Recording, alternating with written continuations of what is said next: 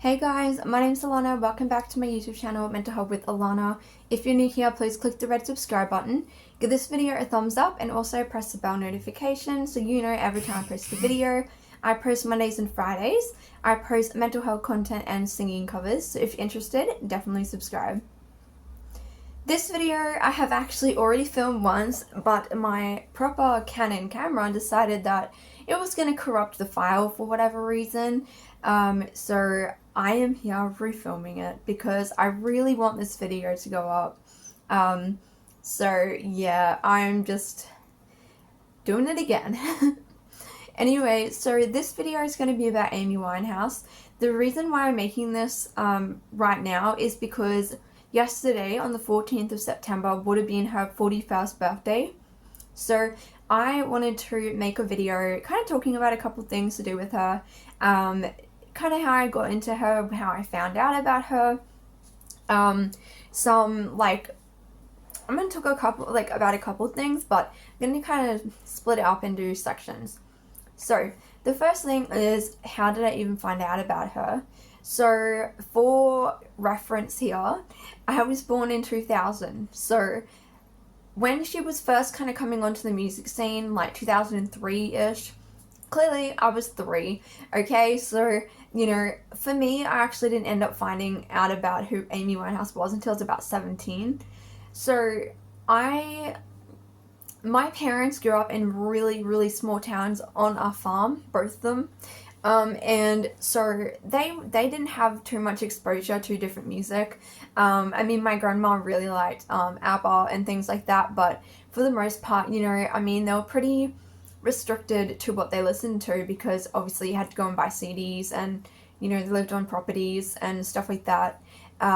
So, you know, where I live, they both lived in the same place. I currently still live basically a couple hours away from where my parents grew up, and where I live in North Queensland. If you know where the Great Barrier Reef is, I'm literally like a couple hours from there.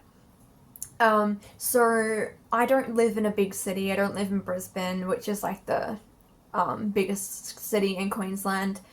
Queensland's quite a big state, so there's a lot of, you know, different towns and things in there.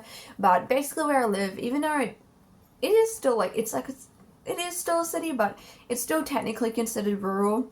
So growing up, I didn't have much exposure to secular music. We weren't allowed to watch like MTV or anything because my parents just thought it was quite inappropriate, which I mean it probably was. You had like Britney Spears like half naked, you know. So I did listen to secular music, but it was mainly just kind of like whatever the pop music was around that time. Like Bruno Mars, a bit of Britney Spears, you know, things like that. Nothing really that interesting, but I've always been a massive music fan. Like, you know, my parents weren't that into music, to be honest. I mean, my mum can play guitar and piano. She doesn't play anymore, but she can play, and she has a perfect musical ear, which is insane. She thought that was normal until me and my sister were like, no, like, people can't just listen to a note and know if it's right or wrong. She can, like, tune guitars without even, you know, using a tuner or nothing. She doesn't even play anymore. But anyway, so, you know, like, my mom and my dad weren't that into music. And they did have some people who they liked. I just can't think of their names, but, also, my parents are Christians, like, we grew up as Christians, so still am, but, so we also listen to a lot of Christian music, so even though we did listen to bits and pieces of secular music, it wasn't what was all around our house.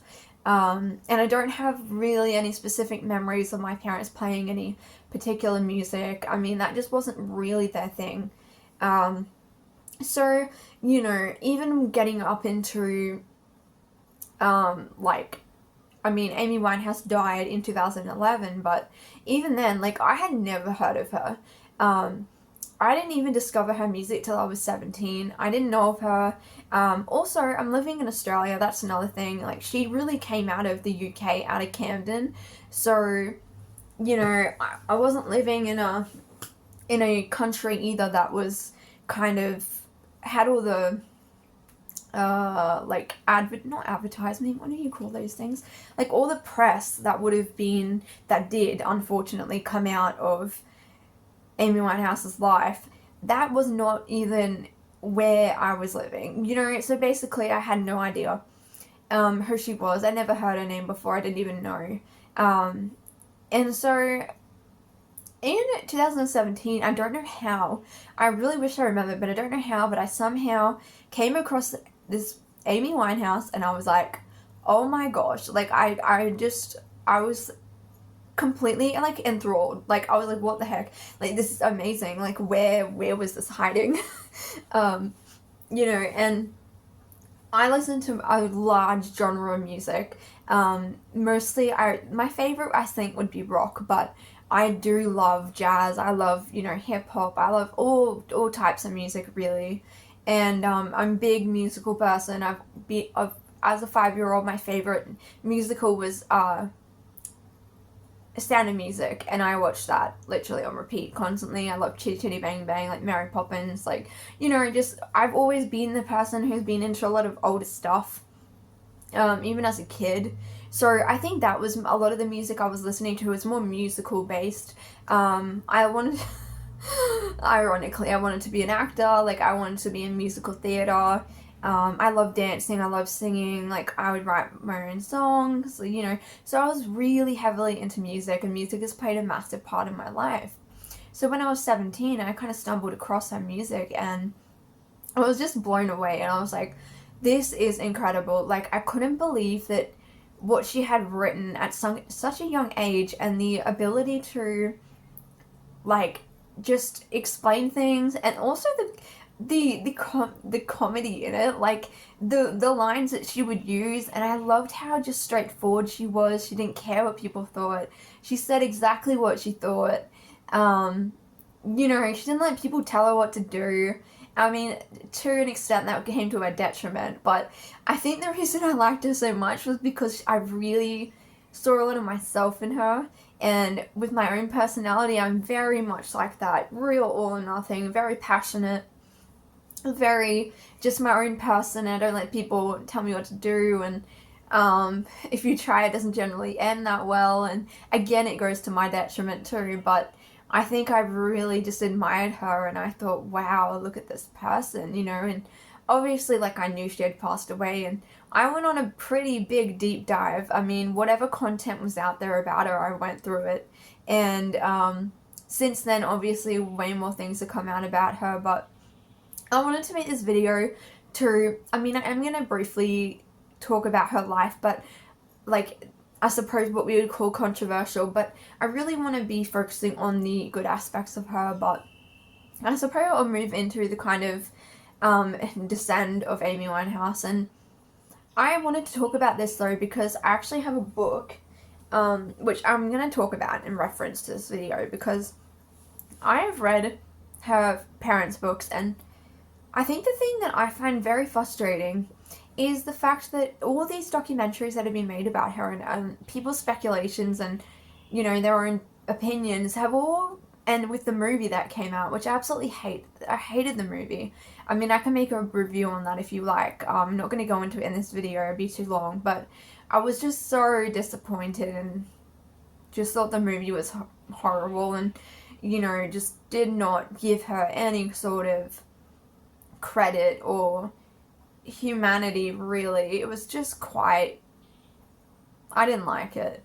And, you know, I came across this book that one of her best friends wrote, and his name's Tyler James, and this is the book. He was best friends with Amy for years. He actually met her in primary school. They had been, like, really close for a long time. He lived with her a lot, especially towards the end of her life. And what I really despise is that the media and, like, the people who make all these documentaries and everything always just say, no one cared about Amy Winehouse, everyone just, you know, left her, she didn't have anyone, why didn't anyone do anything? You know, and it makes me quite frustrated, to be honest, because it was clear by reading, like, this book, which I'll go into a bit, and, you know, even, like, the books, like, her stylist and best friend Naomi Perry, Kelly Osbourne, a bunch of different people who were in her life. Russell Brand even reached out to her quite a bit. You know, there were all these, her friends from before, her, you know, before when she was that before she was really famous, they all did try to step in multiple times. And if you read from their perspectives, which is why I really like all the books that come out recently, the Beyond Black one is really good. I'd encourage you to get that book. It has the most amazing like photographs, but also kind of shares bits and pieces of who Amy was from those friends who were really involved in her life. But this guy in particular, like, this guy, like, no one gives this dude credit. I'm like, people need to read this book. This dude literally sacrificed his whole life for Amy. He loved her. He was, you know, she was his best friend. He did absolutely everything to try to keep her safe. I mean, he would stay up all hours of the night watching her sleep so she didn't pass away. Like, he would, you know, just, he dealt with everything. He dealt with all of her moods and the way that she behaved and her drug addiction, her substance abuse, and the way she had relationships that were very toxic, and the whole thing. Like, he really, he was there. And I think it's just really unfair to kind of just cast that kind of thing of nobody cared, because people did care in her life, you know. And I mean, I know everyone says the parent, that's the whole controversy in itself, but I'm not really commenting on that in this video. Things were done that I don't think were right, or just were not helpful at all. I mean, we can put it like that, but, you know, it was just quite a shame that every time she gets talked about, all she's remembered for is her destructive behaviors and the times that she came on stage intoxicated. You know, she had such talent and unfortunately just got into the grips of addiction.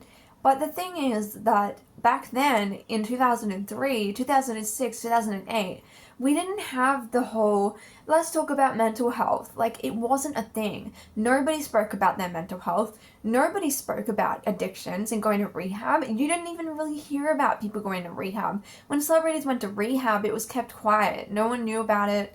You know, everyone was ashamed of it. It's not like today where we've got people like celebrities and people in the spotlight kind of coming out and saying, like, I dealt with addiction, or I dealt with this, or I had to go to hospital for my mental health. Like, it wasn't like it was now. We didn't have the media to the extent that we had now. Social media wasn't really a thing. I think YouTube was around, but apart from that, I mean, you know, it was all the tabloids and everything, which, I mean, moving on to that, like, that was just disgusting. Like, I don't know how that was even legal for those paparazzi and people to be able to harass her like that in front of, like, outside of her own home. The fact that anyone could do that to anyone, it was just disgusting. And I don't think that happens now with people who are celebrities, like, with their homes and stuff.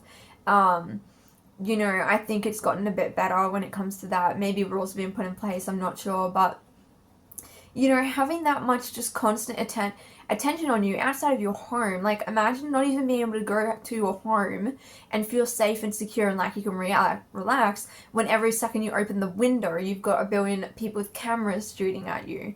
You know, it's like, that in itself is so traumatic and stressful, you know. And I think the problem with Amy Winehouse is that everyone was like, well, why didn't anyone save her? And everyone points the fingers and say, well, you should have saved her, or you should have done this, you should have done that. And it's like, I, as a person who struggled with quite a lot of addictions myself, you know, I've done addictions groups, I've done all of it, whatever, like, you know, it doesn't, just because people are telling you, you're gonna die if you keep doing this, or this is gonna end badly, when you're in the grips of addiction, like when addiction has gripped you, whether it's, you know, substance abuse or something else, you know, I mean, she even had really bad bulimia, which again was never addressed, ever. You know, I mean, I think professionals even let her down. She had existing mental health conditions that were never dealt with. And once the grips of addictions come on you, you don't just develop addiction for no reason. You know, something that I've really learned lately is that there is a reason why you are using substances or eating disorders or self-harm or whatever it is. You're trying to, like, numb or deal with some sort of turmoil or pain that you have and that you don't want to address. And so you use these as band-aid solutions. And with her life, everyone was so focused on just stop her drinking, just stop her, drug use, just stop her eating disorder or self-harm, whatever it was. And it was like, they never really dealt with the actual issue. No one ever could get her to deal with the actual problems. And I don't know if it's because she just didn't want to deal with it. Maybe she was in denial. I don't know. Because, I mean, that happens when it comes to addictions. But the point is that it wasn't just as easy as pointing the finger at someone and saying, why didn't you do something? You know, it comes at the end of the day, the person struggling has to admit that they actually got a problem for them to be able to process it. And towards the end of her life, I mean, as you read in this book, like, she would have periods of long sobriety, but the problem is when you drink quite extensively and quite heavily, your body builds up a tolerance. Your brain chemicals have to adjust, your electrolytes, things within your body obviously have to change and adjust to be able to cope with that. The thing is that once you get sober for an extended period of time, your body has to work quite hard to regulate itself. And so as soon as you relapse and then you drink a ridiculously large amount again, your electrolytes get thrown off, your whole body goes into chaos because it doesn't know what it's doing now. And it's not used to it, and it's like, what is going on? We learned about this in detail in one of these addictions group that I went to, and it was so interesting. But, the point is that, I mean, the way she ended up passing away was from alcohol poisoning, but her eating disorder, which still no one seems to talk about, her bulimia was there for years and years, and did, they said, contribute to her death, and I don't, obviously, like they said, it was almost like an accident in a way that she died, but clearly, I mean, she probably would have known that drinking that much would have killed her. But, it's the same with the eating disorders. Like, I remember when I was in my just worst place of an eating disorder and I was so unwell, and people just kept telling me, like, you could literally die. And I was like, no, like, I'm not gonna die, like, I'm fine. This hasn't happened yet, or this hasn't happened yet, and it was just like anyone who tried to talk to me, it was like talking to a brick wall. And I think that's how it was with her. Like, people tried to intervene and tried to talk to her, but you got to understand that when you're in addiction, you're not, and when you have mental health issues, you're not seeing things as everyone else sees them. But, I want to end this video though, because I want to make sure that people really realize, like, she was just such an intelligent person. She was hilarious. She had such wit about her. She wrote lyrics that were just so incredible, even like considering her age. And her music has lived on and passed through so many generations. I mean, I didn't even know, I was so young when she came out on the scene. I didn't even know who she was. I mean, until I was about 17. But that first time, once I heard her music, I was just like gripped. Like, I was like, okay, like, this person is incredible. And like, even when I did find out all the other stuff about her, and even now, it's like, I still just like to celebrate her for her music, for her personality, for herself, for what she accomplished in her short period of time on the earth. Like, she was amazing. And I think people so want to focus on all of the controversial stuff and the tabloids that got put out, which were absolutely disgusting. I mean, there were people even in the music industry that were just horrible to her. I remember seeing one interview, it wasn't an interview, it was like an awards ceremony, and they called her name and she didn't arrive, and everyone just started calling her a drunk. And I think it was actually Dave Grohl from the Foo Fighters, and they all just start laughing at her. And I'm like, what is wrong with these people? Like, how disgusting. And especially coming from him, who literally lost a friend, like a close friend, Kurt Cobain, to drug addiction. You're gonna stand there and laugh about it? Like, to me, that was just disgusting, and it really just shows what type of people are around in the industry. I mean, if you're gonna treat somebody like that behind their back, it's like, what type of person are you then? And I just think that all would have contributed to a trauma and stress and everything. Like, nobody can ever be prepared for that type of fame or handle that, because as humans, we're not meant to be worshipped. We're not meant to be in that position. We're not meant to be shoved in this spotlight constantly and with everyone watching your every move. you know. And I think the problem with Amy was that I think she wanted to live a normal life, but then she also kind of wanted to be, I don't know if famous is even the right word. She wanted her music out there and she wanted to sing. She wanted to sing, but it came with the price of fame. And it came with the, you know, tabloids attacking her, all these horrible rumors that got spread and capturing her in her lowest moments, you know, whereas a normal person, yeah, your friends may capture it, but it's not going to go worldwide viral, you know. And I think that if she was living now, it would have, if she had become famous now and was living now, I think it would be a big difference because of the way that, at least with society, of how we kind of approach drug and alcohol addiction and how we look at things like eating disorders. And, you know, even, I mean, I think she was even let down by doctors, you know, because nobody seemed to really be able to actually figure out what was going on and treat the actual mental illness part that was there, which often leads to addiction issues. But as it's her 41st birthday, I just want to make this video to remind everyone that she had so much talent. She had so much just ability to capture people's attention for the right reasons when she sung. And she had an incredible voice. No one had, honestly, Tony Bennett said that she was one of the best jazz singers. This is coming from Tony Bennett, one of the most incredible jazz singers, you know, and was actually her icon and idol, you know. And I want to celebrate the good parts of her. And if you want to go on my Instagram, I've been posting a lot of stuff about her at the moment. I myself have a large collection of Amy Winehouse things. This shirt is actually one of them. It's the Fred Perry collection. I've been getting a lot of secondhand Fred Perry, like Amy Winehouse line clothing recently. I've got a lot of her books like that people have written, friends and family, and this one here, which I'd encourage everyone to read if you really like Amy Winehouse. I tell you to read this book. It's very, very raw. It's very honest.